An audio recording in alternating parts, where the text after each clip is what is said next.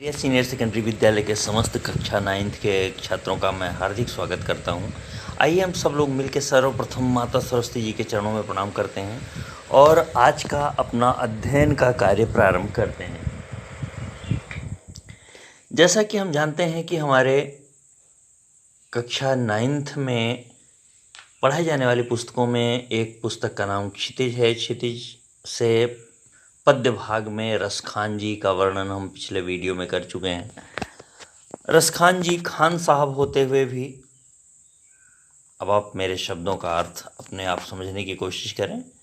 रसखान जी खान साहब होने के बावजूद कृष्ण प्रेम के मस्ती में ऐसा डूबे कि फिर दोबारा उसमें से निकलने की कोशिश नहीं की। कभी आपने व्यंग्य सुना होगा, आग का दरिया और डूब के जाना। तो खान साहब ने ईश्वर भक्ति का स्नेह, जो कि आग का दरिया नहीं कहा जा सकता, हर पल में मिलने वाला आनंद, और जो आनंद जन्मों जन्मों तक कभी भुलाया ना जा सके, ऐसे आनंद में गोते लगाए खान साहब ने, रस खान जी ने। ब्रज को ऐसा प्यार किया कि ब्रज के होके रह गए। ब्रज से ये अपने आप को अलग नहीं कर सके। कहते हैं कोई चीज जब किसी के नस नस में रच बस जाती है तो वो उससे दूर नहीं हो पाता। तो हम सारे लोग मिल के माता सरस्वती जी के उज्जवल स्वरूप से अपने जीवन के उज्जवल स्वभाव, जीवन में उज्जवल सफलताएं, उज्जवल यश प्राप्त करने हेतु प्रार्थना करें और रसखान जी के सवैयों का अर्थ ग्रहण करने का हर संभव प्रयास करें। खान साहब कैसे हैं आप वीडियो में जान चुके हैं।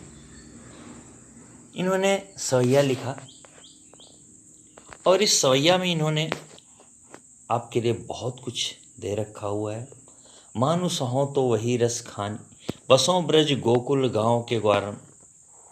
रसखान जी कहते हैं कि अगर हमको कभी मनुष्य का जन्म मिले, आप जानते होंगे कि हिंदू धर्म की एक विशेषता है, ये जन्म जन्मांतर पर विश्वास करता है, मानता है। रसखान जी इस जन्म में तो ब्रज में रहे, ब्रज का पूर्ण आनंद लिया, लेकिन रसखान जी को लगता है कि जैसे आप कभी कभी फिल्मों का डायलॉग सुनते हैं कि प्रेम मर के भी जुदा नहीं होता, दो दो जन्मों की प्रेम कहानी दिखाते हैं।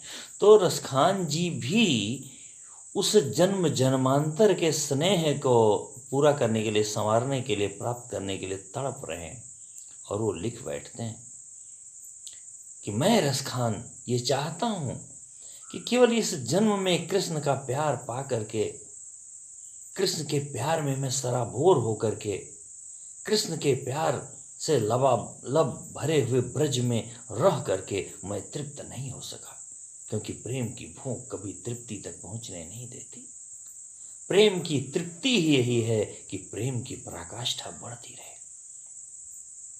प्रेम की पराकाष्ठा बढ़ने से व्यक्ति ऐसे हद तक पहुंचता है जहां पे प्रेममय हो जाता है। प्रेममय हुआ व्यक्ति सर्वथा हर तरफ से आनंद युक्त आनंद प्राप्त करने लगता है। जब चारों तरफ से केवल आनंद ही आनंद हो, ऐसा आनंद तो परमानंद भगवान कृष्णचंद्र के पास ही मिल सकता है।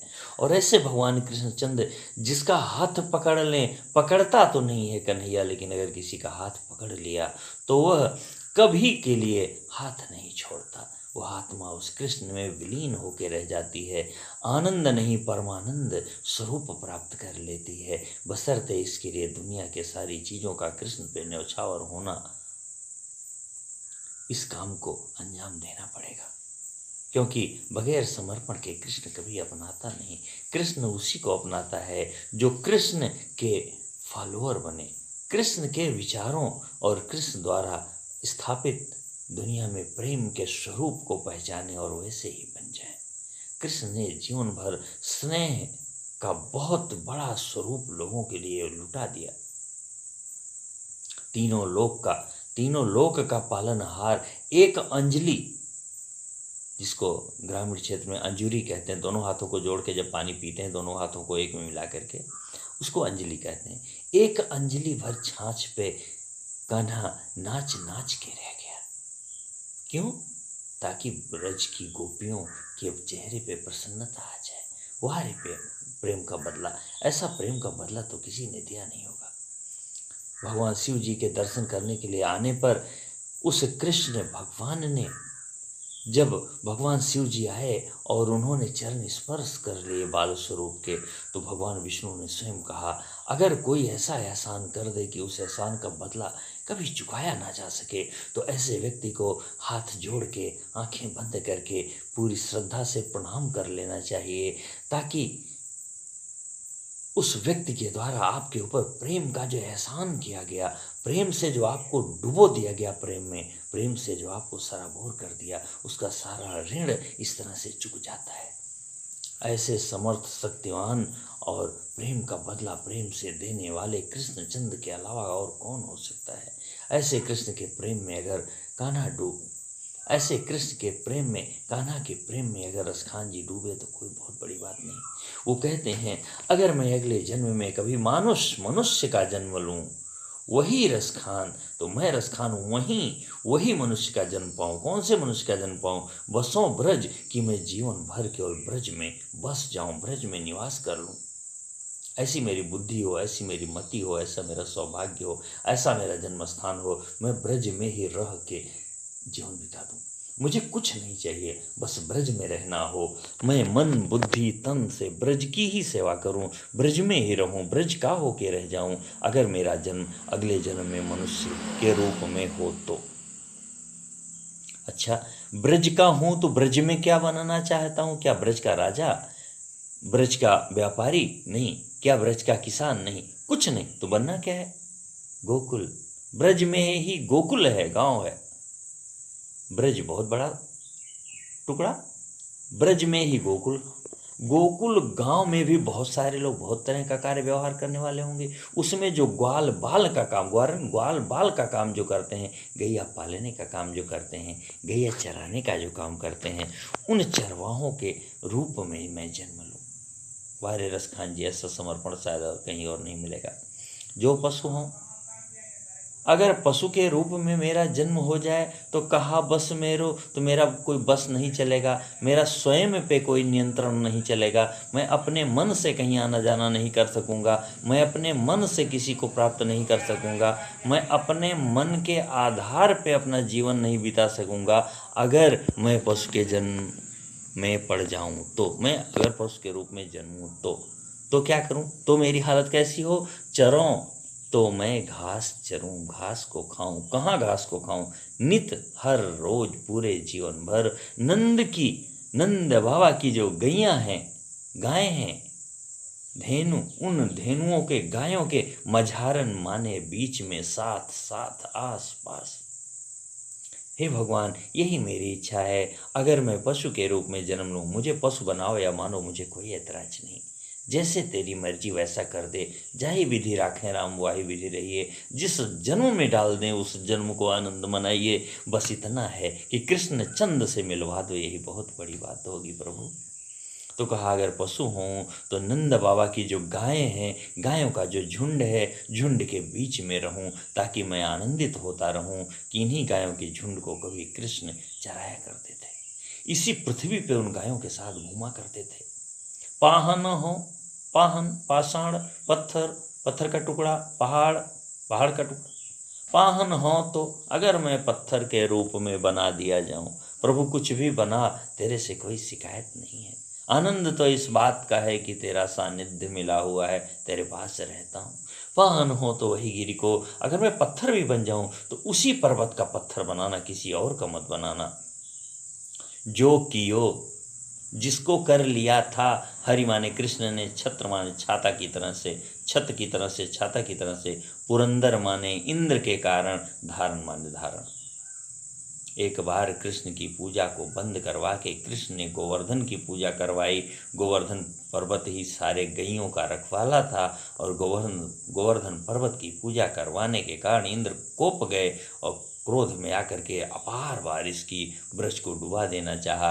कृष्ण ने उंगली पर गोवर्धन पर्वत 7 दिन तक उठाए रखा और सारी बारिश, सारे बादल खाली हो गए और इंद्र ब्रज वालों का कुछ नहीं बिगाड़ पाए। तो कृष्ण ने अपनी उंगली पर गोवर्धन पर्वत को धारण किया था।